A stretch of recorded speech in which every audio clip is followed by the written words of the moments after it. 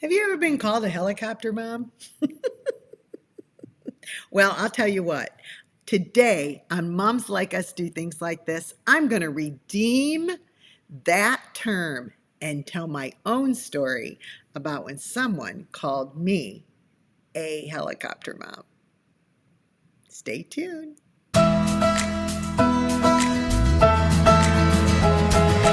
Welcome to the Moms Like Us podcast, where moms just like you learn strategies, systems, and skills through expert interviews and real-life insight designed to take your marriage, mothering, and home to the expert level.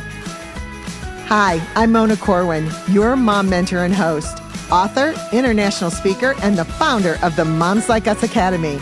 I've been coaching moms for over 25 years, and I have some really good news for you. Motherhood isn't a natural talent. It's a skill, and you can learn it. You can crush it at motherhood instead of motherhood crushing you. So let's get to today's show.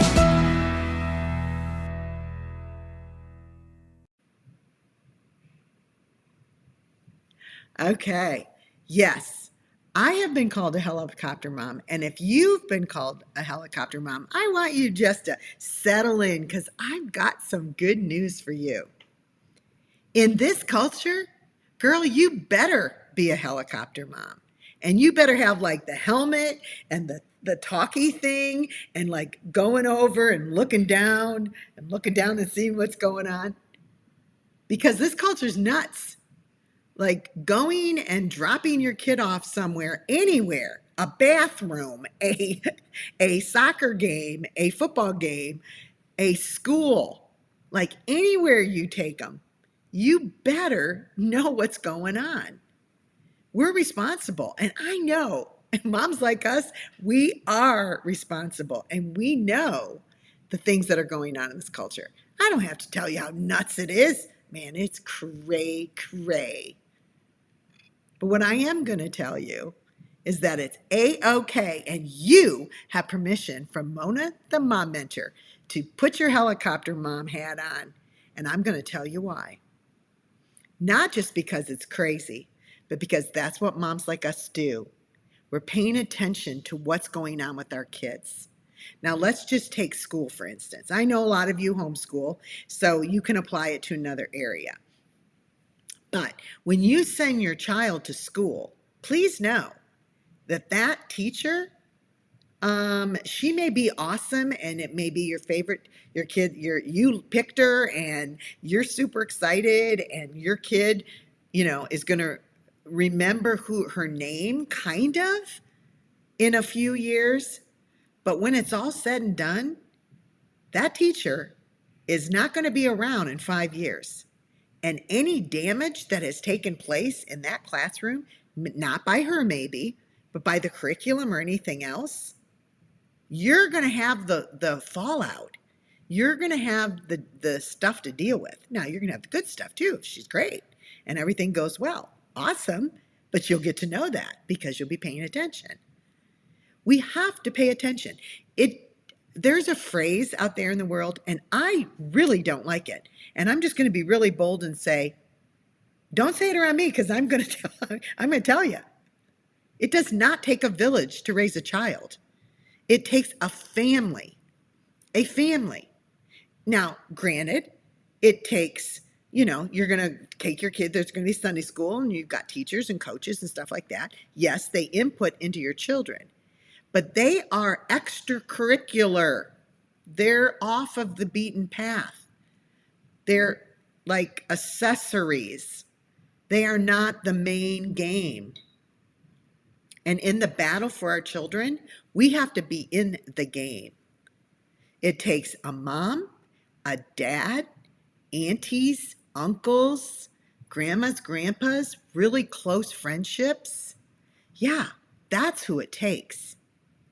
And I've had people, as I've watched my 5 kids grow up, that have come in that kind of want to be their friend. And I watch them kind of pit the, kind of like team up with my kid against me. That didn't go well for them. Like, no, Like, I decide who is a safe person for my girls to talk to. Or, like, if you need another person to talk to, you need to know that you can talk to Miss Amy. Like, mom trusts Miss Amy, and she's going to be a safe place for you. And she won't tell me what you're going to tell her or anything. But if you need someone else to talk to, these are the people that are safe for you to talk to. And mom trusts them. And it's not always like there were some of my kids' friends, moms. I'm like, don't tell that mom stuff because she's telling all the other moms because I heard what she said about your girlfriend and their family. And I don't think you want them talking about us and you like that. So it's not always really super safe for just random people, even a teacher, to know what's going on with your kid. So knowing who has input into your child, you'll be called a helicopter mom for that, for sure. You will be. But in the end, you're going to have an intact family, and your relationships with your kids will be safe, and they will be good and solid because you have been. Now, I really love this idea of a helicopter mom. You know, a helicopter mom isn't like a race car mom that's like zipping around through all this stuff and taking out people. You know, she's not a speedboat mom that's splashing water all over everybody and drowning everybody's fun. She's not like that. She's not a drone either. A drone goes really low and it's like zip, zip, zip, zip. And, everybody's like, what's going on with that drone? She's a helicopter mom. She's way high. She can see what's going on. She's way high and she can see everything. She can see the full lay of the land. A drone mom can only see what's there. A water mom, boat mom, speedboat mom is just getting wet. But a helicopter mom is looking and she knows what's going on. She knows the lay of the land. She can see what's coming up ahead. The best thing about a helicopter mom is that she's not a jet either, where she's flying so high, she's doing a flyby, like the Blue Angel, she's doing a flyby at a teacher's meeting because she's off making sure she's doing breaking ceilings and all that other stuff, whatever she's doing. She's not paying attention. A helicopter mom knows what's going on. And the best part of being a helicopter mom is, friend, that helicopter can drop on a dime. You can be down in it like that because your kid needs you to be if something's going on and you need to go in and talk to the persons that you need to talk to. And I always suggest that, of course, you always have good manners. I'm from the South. Of course you have good manners. Of course you go in with gentle concerns. You don't go busting in like a bear. Mama bear, okay, that sounds real cute. But, they want us to feel like we're embarrassed if we are attending to what is going on with our kids. They're your kids, girl. You are responsible. What is the curriculum? Every single school has to have their curriculum in order before the beginning of school. So don't let them tell you that the curriculum isn't all laid out. It has to be. It has to be. They know what books they're going to read. They know what's going to go on. And then you can know what you can adjust or you can ask about. Lots of times I ask for different books. Is there a substitute book that my child can read? Andresa had a lot of trouble because she didn't speak English. And the one teacher wanted her to learn Romeo and Juliet, to read Romeo and Juliet, like Old English. The girl could barely speak English. And so I had to go in and I had to be an advocate for my daughter. And it took me a little bit. That lady did not want me to do that. She did not want to do it. And I thought, no, I think this is worth pressing. So finally, I got them to allow us to do the movie. And then with the movie, then we could talk her through it. And that, we made an adjustment in the way her test would be in her book report. But we kind of came to a term, but I wasn't going to let them do that to my daughter. She couldn't do it. And you're the advocate for that. And how good is it to have a mom and know that your mom is going to be there on your side? I could tell you story after story.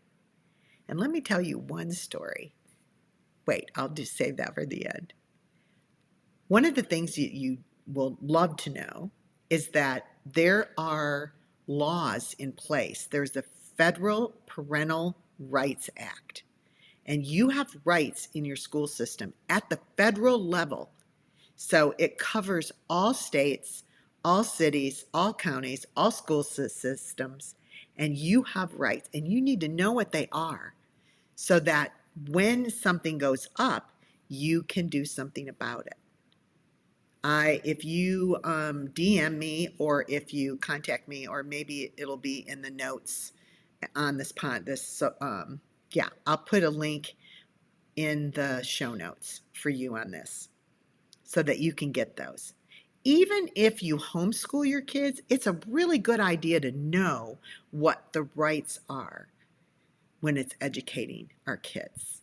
Okay, so you have those rights. Go in and just simply say, I'm so excited that we're having this new year. I'd like to see the syllabus, please. Can you email me the syllabus? I want to be following along, and I want to do things at home here that supplement what you're doing at school. Right? I'd like to know that.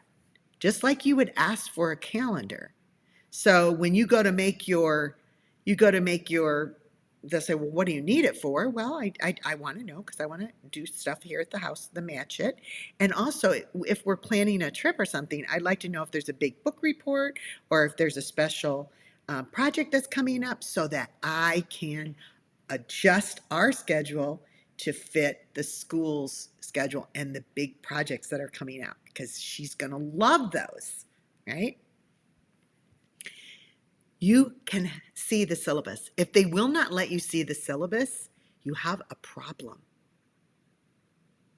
If they will not let you see the curriculum, you have a problem, and you need to get help. Now, I know there are some states, I believe all of them, whatever standardized tests that they give, they do not let parents see the test. They do not let them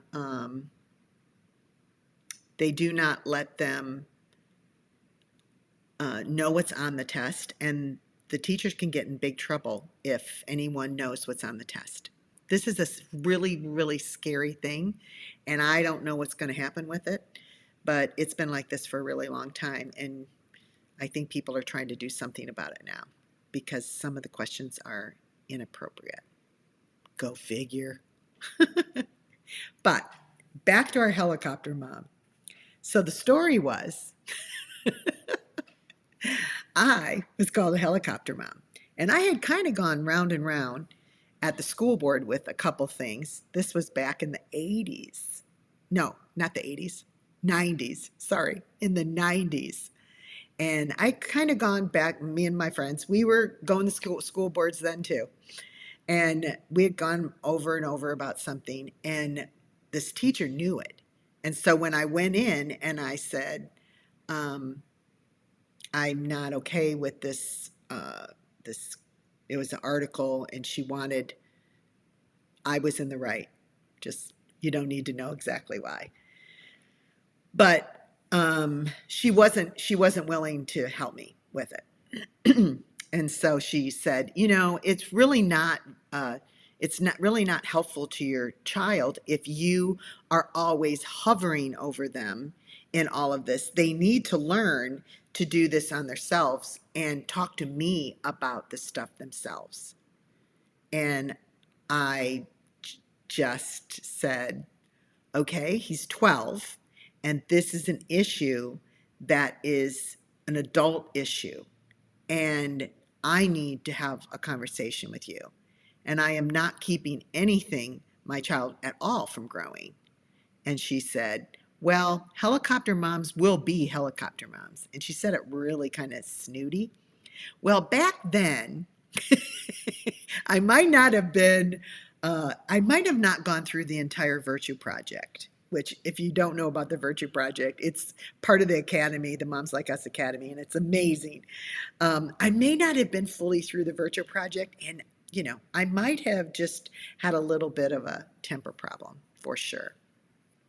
But, anyways, I had just had it up to here with her. And I leaned over and I said, that's right. I am a helicopter mom. And I want to tell you something. I'm about ready to land this thing.